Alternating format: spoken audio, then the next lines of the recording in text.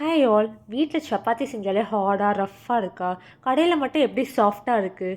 என்னைக்காச்சும் யோசிச்சிருக்கீங்களா? இந்த மாதிரி சாஃப்டான டக்குன்னு புட்டோன்னு பூ போல் கையில் வர்ற மாதிரி சப்பாத்தி வீட்டில் செம்மையாக எப்படி பண்ணலான்னு பார்க்கலாமா? அதுக்கு நம்ம ஒரு பேசினில் 2 கப் கோதுமை மாவு, கொஞ்சம் உப்பு, கொஞ்சம் சீனி சேர்த்து நல்லா மிக்ஸ் பண்ணிவிட்டு அதில் காய்ச்சி ஆற வச்ச பால், கொஞ்சம் தண்ணி சேர்த்து நல்லா வதக்கிட்டு நல்லா உருண்டையான பிறகு அதில் கொஞ்சம் எண்ணெய் சேர்த்து நல்லா பிசைஞ்சு எடுத்துக்கோங்க.